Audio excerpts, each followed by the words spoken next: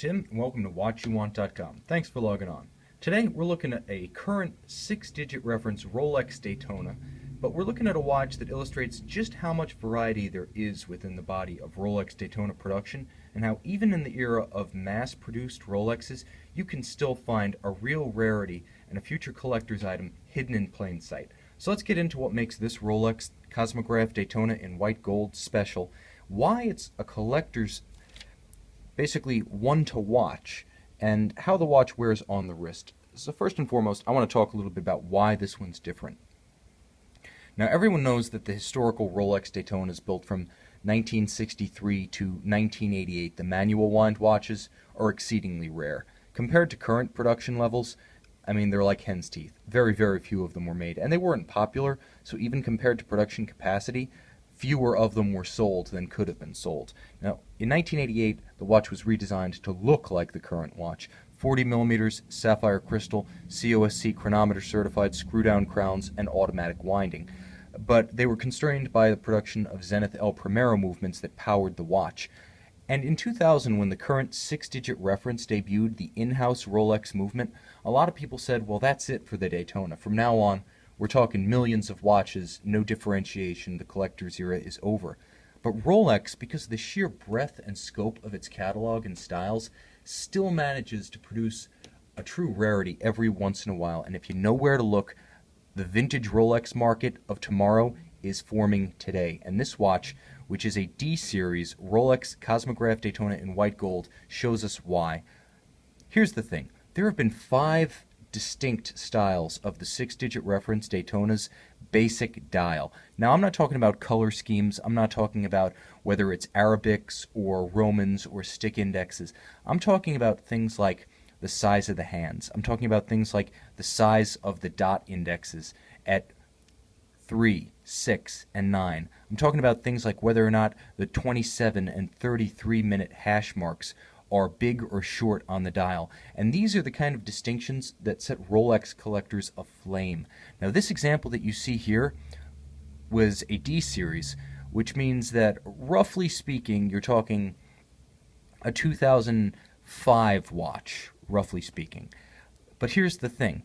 There were 5 different dials, and whereas this particular style, which features the fat hands, the fat indexes, and the short 33 and 27 indexes, debuted about halfway through the D-series, it also disappeared about halfway through the Z-series, which followed it immediately after and included the first, Rolex chapter ring inside. So you're talking about a reference that was only built, it was only built roughly 1 year. More than that, you're talking about an example in white gold, which is always one of the lowest production Rolex Cosmograph Daytona models.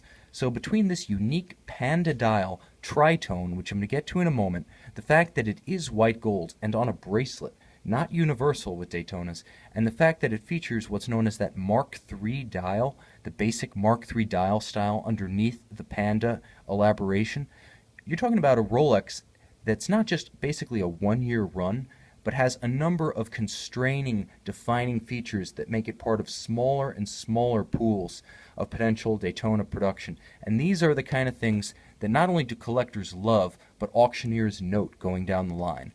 So aside from those elements that are really going to define this watch as rare and exotic to collectors, let's talk about what makes it desirable as a Panda dial. Now, the Panda dial, sometimes also known as the Spitfire because of the full Arabics and its resemblance to certain I would say aviation-themed sports watches. It's one of the most striking, distinctive, and uncommon Rolex Daytona dials in the modern era. Tritone, it features sort of off-white golden hue with shocks of red and high-contrast black. I would even say it's about as close as you can get to something like a Paul Newman in current generation Rolex production. It's very distinctive, and just as no one foresaw where the so-called exotic dial was going to take the Rolex Daytona collector's market before Paul Newman threw one on his wrist and got photographed with it, it's hard to say what a truly distinctive, exceptional dial like this Panda could do for the watch in the future, except to say It's not a common one, and when combined with the fact that this Mark III dial had a very short production run, the full bracelet, the white gold construction, these are a lot of elements that are going to set this watch apart, and collectible Rolex is all about being able to partition, define, and segment production into the rarities and the commonplace, and this one is a rarity. Beyond that, you're getting everything that's good and great about the 6-digit reference Daytona.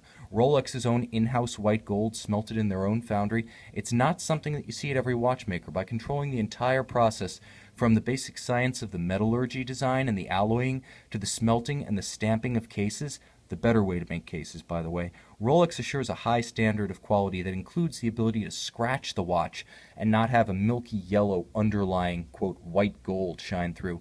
A lot of companies just use a rhodium-plated, kind of milquetoast, milky yellow white gold alloy. That's the cheap way to do it. And the really cheap ones, then nickel plate that. So if you've got an allergy, you're out of luck. Plus, because if you can think of like a PVD or a DLC coated black case, when you scratch it, you see the metal underneath. And it's the same thing with cheap white gold. When you scratch it, you see the color of the metal underneath.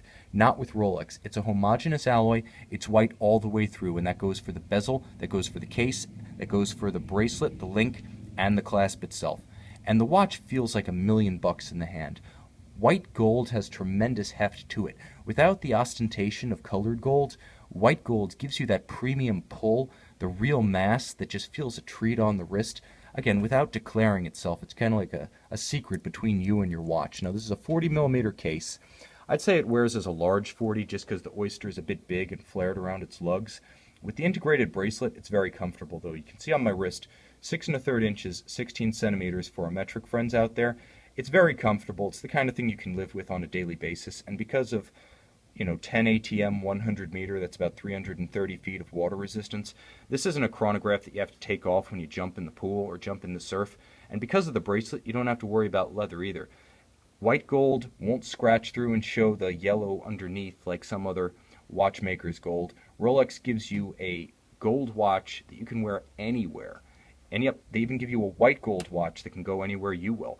The bottom line is that this watch is in outstanding condition. It's a potential collectible, a true rarity in modern Rolex production, and the true scarcity of these Panda dial white gold Mark III dials is just beginning to be realized by collectors, and this is an outstanding collector's piece. Available from watchyouwant.com with all boxes, manuals, factory accessories. This watch is an outstanding way to start your Rolex collection or to complete it.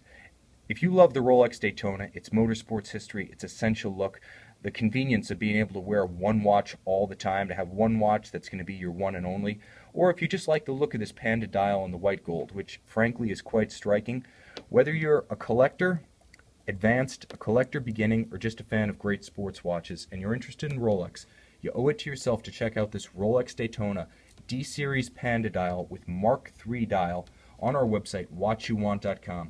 Hey, if you're not into the Rolex collecting thing, you just might want to start. And if you want to start, this just might be the watch you want.